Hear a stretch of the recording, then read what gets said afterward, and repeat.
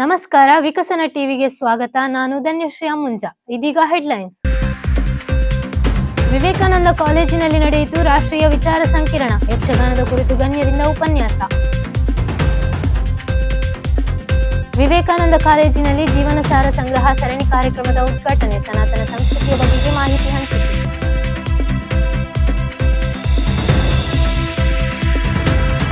ಆಧ್ಯಾತ್ಮಿಕತೆಯ ಹೂರಣ ಮಹಾಕುಂಭಮೇಳ. ಗಂಗಾ ನದಿಯಲ್ಲಿ ಮುಳುಗಿದ್ದರೆ ಪಾಪನಾಶ.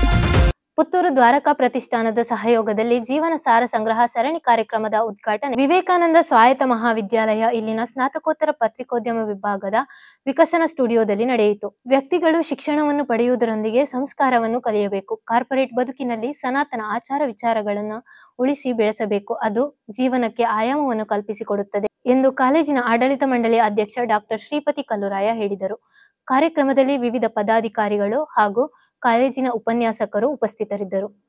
ವಿವೇಕಾನಂದ ಸ್ವಾಯತ್ತ ಮಹಾವಿದ್ಯಾಲಯದಲ್ಲಿ ಮಂಗಳೂರು ವಿಶ್ವವಿದ್ಯಾಲಯದ ಡಾಕ್ಟರ್ ದಯಾನಂದ ಪೈ ಮತ್ತು ಸತೀಶ್ ಪೈ ಅಧ್ಯಯನ ಕೇಂದ್ರ, ದೇರಾಜೆ ಸೀತಾರಾಮಯ್ಯ ಅಧ್ಯಯನ ಕೇಂದ್ರ, ಯಕ್ಷರಂಜಿನಿ, ಐಕ್ಯುಎಸಿ ಸಹಯೋಗದಲ್ಲಿ ಯಕ್ಷಗಾನದ ಕುರಿತಾದ ವಿಚಾರ ಸಂಕಿರಣ ನಡೆಯಿತು.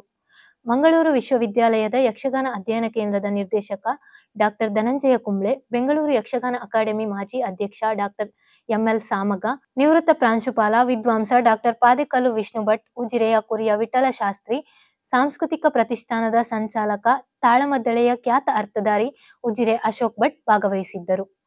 ಕುಂಭಮೇಳ ಜಗತ್ತನ್ನೇ ಭಾರತದತ್ತ ತಿರುಗಿ ನೋಡುವಂತೆ ಮಾಡಿದೆ. ಲಕ್ಷಾಂತರ ಜನರು ಭಕ್ತಿ, ಆರಾಧನೆ ಎಲ್ಲವನ್ನೂ ಒಂದೇ ಕಡೆ ನೋಡೋ ಭಾಗ್ಯ. 144 ವರ್ಷಗಳಿಗೊಮ್ಮೆ ನಡೆಯೋ ಮಹಾಕುಂಭ ಸಂಭ್ರಮ ಹೇಗಿರುತ್ತೆ ನೋಡೋಣ ಬನ್ನಿ.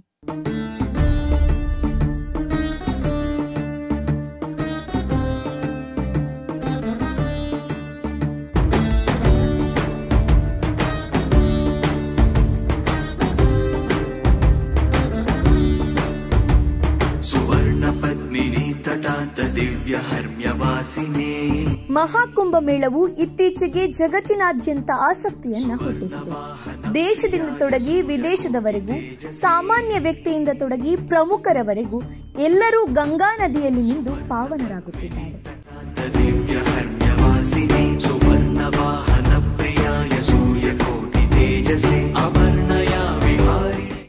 ಮೋದಿ, ಅಮಿತ್ ಶಾ, ಭೂತಾನ್ ದೊರೆ ಜಿಗ್ಮೆ ಕೇಸರ್ ನಾಮ್ಗ್ಯಾಲ್, ಪಾಕ್ ಸಿಂಧಿಗಳು ಮುಂತಾದ ಪ್ರಮುಖರು ಮಹಾಕುಂಭ ಮೇಳದಲ್ಲಿ ಭಾಗವಹಿಸಿ ಜನಸಾಮಾನ್ಯರ ಆಸಕ್ತಿಯನ್ನು ಅಧಿಕಗೊಳಿಸಿದ್ದಾರೆ.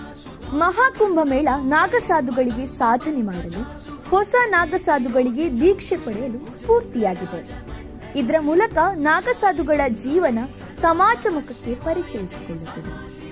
ಸನಾತನ ಧರ್ಮದ ಸಾರ ಜಗತ್ತಿಗೆ ತಿಳಿಯಲು ಮಹಾಕುಂಭ ಮೇಳ ಭೂಮಿಕೆಯನ್ನ ಒದಗಿಸಿದೆ.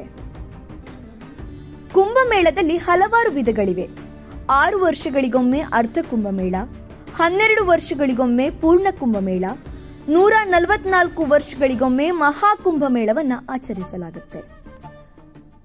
ಭಾರತದ ಪವಿತ್ರ ತ್ರಿವೇಣಿ ನದಿಗಳಾದ ಗಂಗಾ, ಯಮುನಾ, ಸರಸ್ವತಿ ನದಿಗಳ ಸಂಗಮ ಸ್ಥಾನದಲ್ಲಿ ಪವಿತ್ರ ಸ್ನಾನವನ್ನು ಮಾಡೋದೇ ಕುಂಭಮೇಳದಲ್ಲಿ ಮುಖ್ಯವಾಗಿದೆ.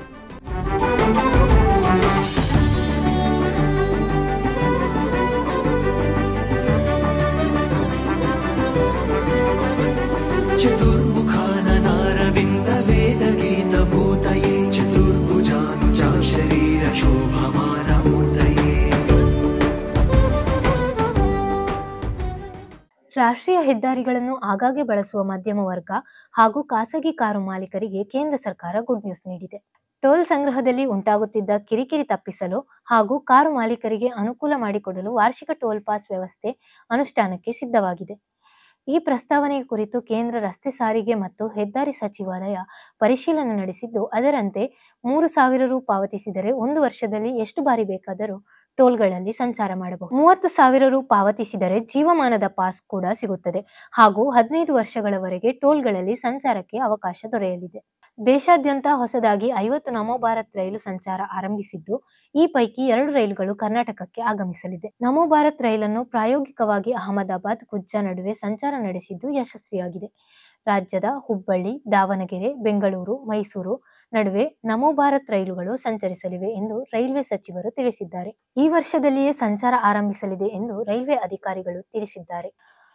Tata steel masters 2025 chess tourney ಫೈನಲ್ನಲ್ಲಿ grand master R Praggnanandhaa champion ಪಟ್ಟ ಅಲಂಕರಿಸಿದ್ದಾರೆ. ನೆದರ್ಲ್ಯಾಂಡ್ನಲ್ಲಿ ನಡೆದ ಚೆಸ್ ಚಾಂಪಿಯನ್ ಟೂರ್ನಿಯಲ್ಲಿ ಅಂತಿಮ ಸುತ್ತಿನಲ್ಲಿ ಭಾರತೀಯ ಚೆಸ್ ಚತುರರಾದ ಪ್ರಜ್ಞಾನಂದ ಹಾಗೂ ಡಿ ಗುಕೇಶ್ ಮುಖಾಮುಖಿಯಾಗಿದ್ದರು. ಪ್ರಜ್ಞಾನಂದ ಸತತ 2 ಗೇಮ್ಗಳನ್ನು ಗೆಲ್ಲುವ ಮೂಲಕ ಪ್ರಶಸ್ತಿಯನ್ನು ತಮ್ಮದಾಗಿಸಿಕೊಂಡರು. ಕನ್ನಡ ಚಿತ್ರರಂಗದ ಲೆಜೆಂಡರಿ ಆಕ್ಟರ್ ಅನಂತನಾಗ್ ಅವರಿಗೆ ಪದ್ಮಭೂಷಣ ಪ್ರಶಸ್ತಿ ಲಭಿಸಿದೆ. ದಶಕಗಳಿಂದಲೂ ಕಲಾ ಸೇವೆಯಲ್ಲಿ ತೊಡಗಿಸಿಕೊಂಡಿರುವ ಅವರಿಗೆ ಗೌರವ ದೊರಕಿರುವುದು ಹೆಮ್ಮೆಯ ಸಂಗತಿ. 2025ನೇ ಸಾಲಿನಲ್ಲಿ ಕರ್ನಾಟಕದ 9 ಮಂದಿ ಪದ್ಮ ಪ್ರಶಸ್ತಿ ಪಡೆದಿದ್ದಾರೆ. ಕಲಾ ಕ್ಷೇತ್ರದಲ್ಲಿ ಅನಂತನಾಗ್ ಅವರನ್ನು ನಾಮನಿರ್ದೇಶನಗೊಳಿಸಲಾಗಿದೆ.